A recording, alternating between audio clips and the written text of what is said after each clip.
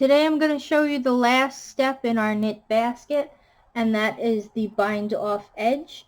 So in order to get this pretty roping on the top, I'm going to show you how we're going to do our I-cord bind off. So it's not too difficult. There's just a couple steps. I'm going to show them to you now. So I'm going to grab my little sample. The first thing it says to do is to cast off one stitch using a knit cast off. So we're going to knit a stitch, and then we are going to insert the left hand needle into the second stitch on the right hand needle. We give it a little tug, and then we're going to hop it over the stitch we just knit, and it comes off. We're going to put this stitch back onto the left hand needle.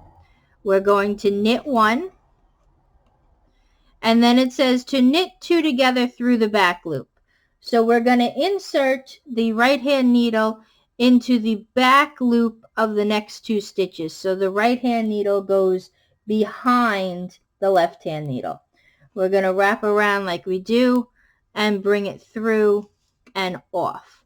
Now we're going to put these two stitches back onto the left hand needle, and we're going to repeat. So we're going to knit one, and then we're going to knit two together through the back loop.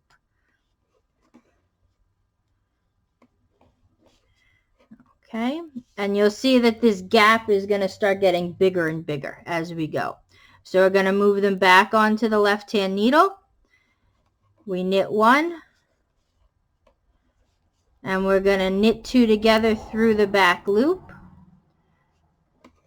It can be a little tight, okay, and you want to just make sure that you don't only grab one stitch. You want to grab both stitches.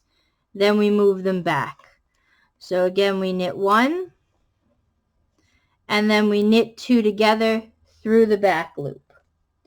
So you can see I've inserted my right hand needle through the back loops of the stitch. We wrap around, bring it through, and then put them back on the left hand needle. You're going to continue doing this all the way around until you only have two stitches left. Okay, so I have gone all the way around and I'm left with my two stitches. So what I'm going to do is I'm going to do this repeat one more time, and I'm actually going to pick up a stitch at the very first part where we went. So I'm just going to pretend that that's a stitch. I'm going to put these two over so I have three stitches again, and I'm going to do the pattern one more time. So I'm going to knit one, knit these two through the back loop.